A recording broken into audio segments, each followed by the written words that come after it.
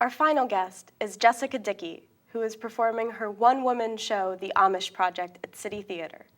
Jessica works regularly in television and theater, having performed at Manhattan Theater Club, Theater for New York City, and Rattlestick Playwrights Theater. The AMISH Project premiered at the New York International Fringe Festival and continued with an off-Broadway run, about which the New York Times said, "Jessica Dickey is giving such an extraordinary performance that she makes it easy to overlook something else. The play is also a remarkable piece of writing." Thanks so much for joining us, Jessica. Thank you.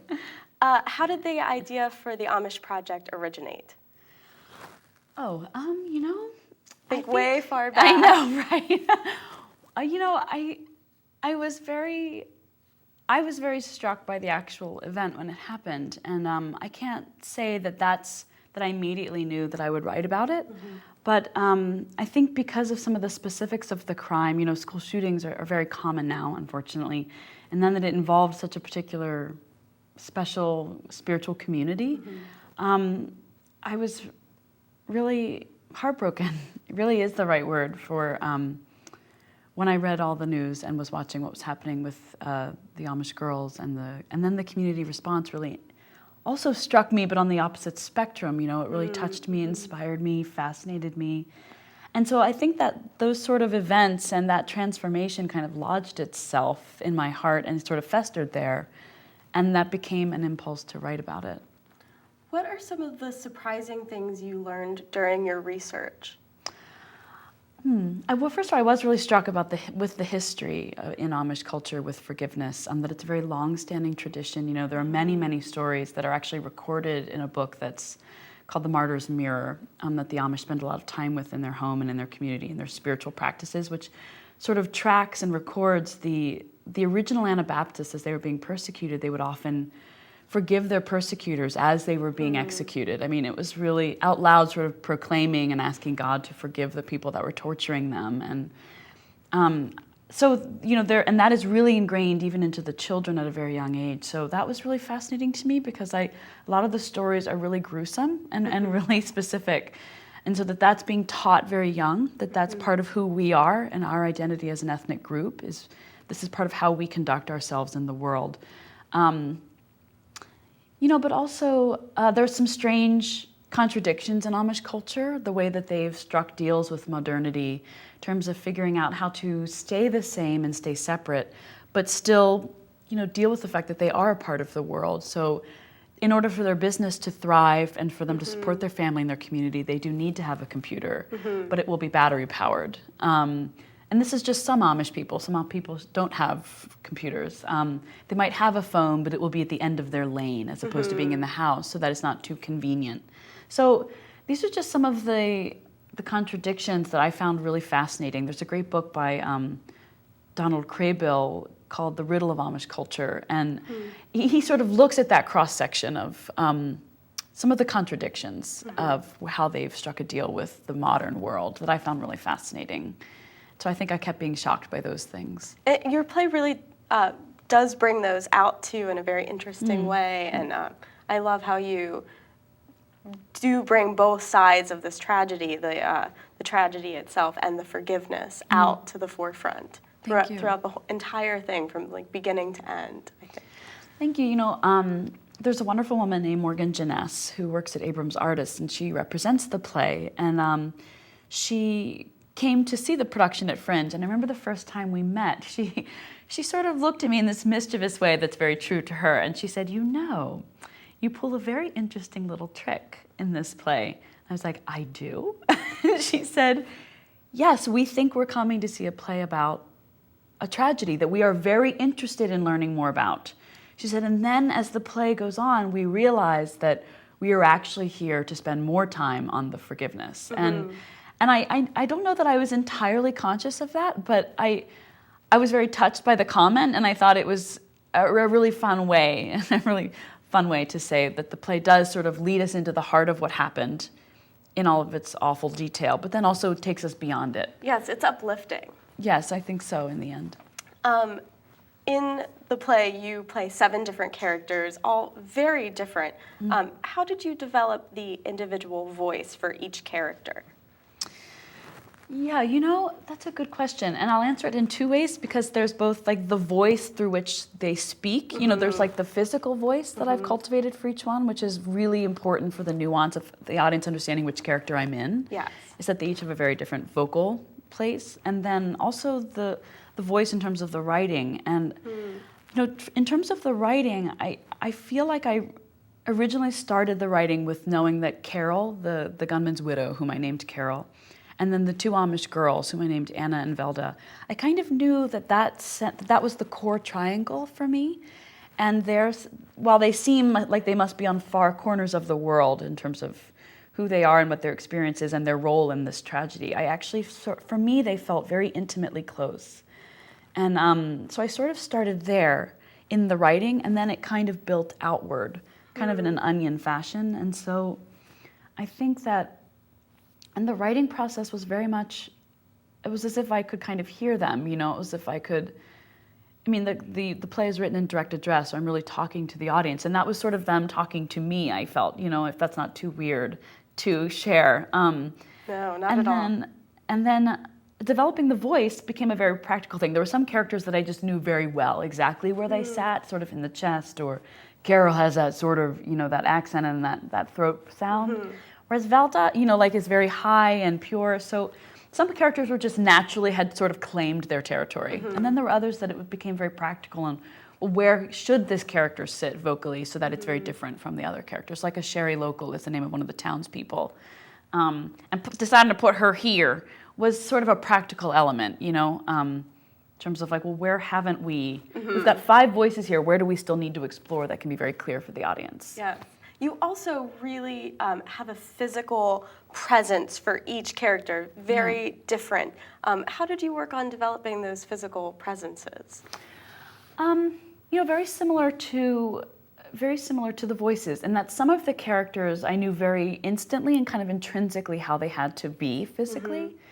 And then, you know, I had a rehearsal process with my director, Sarah Cameron Sunda, and we worked together to sort of flesh out both the characters that felt very certain and then also to pin down the characters that felt a little bit more ambiguous. Like there's the character who's kind of a local scholar on the Amish that I've named Bill North. And, you know, his physicality became about, you know, his beard and the fact that he's sort of juggling a lot of complicated agendas up there. He's sort of speaking at this press conference. He's friends with the Amish, but he's having to deliver practical information about Amish culture, as well as be a spokesperson for the Amish. So that sort of allowed him to have kind of a held physical quality, and then he's a middle-aged man. So these are all the things that became sort of like, how can that physically manifest? It became about a beard, which is also slightly contemplative and shrewd, if that's not, you know, too weird of a word. And then also sort of, you know, he's older, so he's not going to have as much mobility, such flexibility like some of the younger characters have. Whereas America, who's this young Hispanic girl that works in a grocery store in the area, I really wanted her to have a sensuality in her movement so that she could contrast some of the Amish girls. So, you know, it sort of became about the ecology of the whole. Like, so as strange as it sounds, each physicality was determined within the context of all the other physicalities, you know? Yes, they are all very different. And before you would even speak sometimes, just by your changing how you were standing or moving, I would know which character you were going into. Good, that's good. Yeah. That's definitely intentional. And I also want to quickly say that your character of Bill North, when I read him, I mean, he's just a very likable character, but I was surprised how emotionally charged you made him in this physical and vocal way. You know what's really fascinating about performing the piece is that every night, sometimes a character will just suddenly really be moving, you know, or be moved, and it'll catch me off guard. So it's not necessarily like I'm scoring, oh, this is where Bill North wants to cry, or it'll just kind of happen. And I think that's so interesting that there is such an emotion that clearly I'm connected to that propelled creating the piece about from the tragedy and the forgiveness and all the themes and then the fictional way that I've layered in all those things into this piece, the AMISH Project, but that the emotion doesn't belong to one or two characters, that there's that everyone in the play has a great deal of heart that's at stake and that's playing out in front of us. Even the gunman. Yes, definitely, the gunman. You talk about Bill North's beard and how he's a little older. Do you have a vision in your mind for each character? That's a good question. I think so, but if it makes sense, I have a picture of them, but it's the picture as if I'm in each picture. So it's like I kind of have a vision for them, but from the inside out. So it's a little bit more of a picture feeling. So you've really internalized it. Yeah, so I might see a picture of someone that could be Bill North, but until I'm sort of in that posture and looking in that certain way, and using that voice, it doesn't actually feel like him or look like him to me. Switching gears a little, I'd love to talk a little bit about your writing process. Yeah. In particular, when I first read the play, I noticed that you have unconventional line breaks, sort of like a poem. What led you to orient the text this way, and does it affect your performance at all? The line breaks were both determined by the writing process, but also by the performance process. So, for example, I really heard the play and definitely hold the play in a rhythmic score. So I sort of have a sense of knowing how I want the rhythm to play out. So very much like music, the way you sort of have measures and you indicate rhythm and syncopation and beats. I wanted to very much, it's a little heavy-handed in the writing, but I wanted to instruct so that, because I know what key words I want, very much like Shakespeare, even though his was determined by meter, I knew that I wanted a line break here so that we would know that there's something that happens there before we move on to the next space in the next line.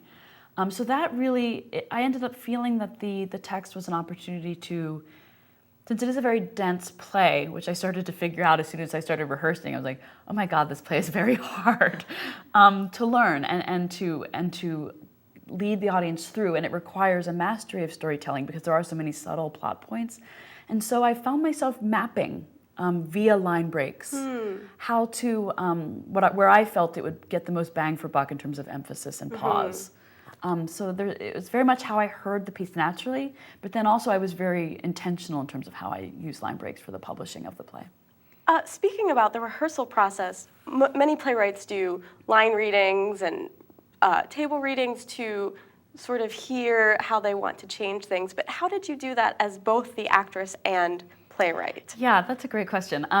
There's a wonderful playwriting conference called the New Harmony Project, which I've been lucky to be a part of for many years, and as an actor. And so right before I started the rehearsal process for the Fringe production in the summer of 2008, I happened to be at New Harmony, where you were in this amazing spiritual, it's like kind of a spiritually driven, in an ecumenical way, a spiritually driven playwriting conference. And so I thought it was a great place to, with amazing talent all around me and amazing writers that I admired, to hear the play out loud before I went into rehearsal. And so I actually cast, a full cast. So I asked one person to read each role. Oh, that's so interesting. that I could really listen just as the playwright to make sure that each journey was full and had a full arc and that we were tracking it. And that was very instrumental in helping, and it worked. So then I went into the rehearsal process knowing, not necessarily that the text was finished, but that every character had a full journey that was clear. And so that was very helpful for me. You do very quick transitions sometimes between characters. In fact, sometimes there will be a sentence and one or 3 or 4 characters say this sentence, maybe a word, maybe a couple of words. Is it challenging to transition so quickly? Yes, it is. But it's also not. And I don't know what I mean by that. Well, you do it very well. Thank you. But I imagine Thank you. that Yes, it's so that is challenging. very hard because it has to be right. Because of what you're describing, the play has a real rapid fire, especially as we get deeper in the play. Yes. I love performing the play, because it is a chance to really talk directly with the theater audience and really capitalize that live experience of we are all here having a conversation about the heart of life, which happens to be the lens of the Amish Project tonight, And so, but there is no room for, I wonder who I am right now, or, like it has to be really clear. And the audience, I've challenged them and asked them to come along with me on a really emotionally charged journey, and then I've asked them to take on 7 different characters through which to hear that journey. So I think it's challenging in that it's physically difficult to nail it, But I consider it not challenging in that there is no room for anything but excellence, and absolute accuracy. So in a sense, that's been something that I guess I slightly take for granted, in that And, it's so clear to me who's speaking when that somehow naturally translates to it being clear. So yes and no.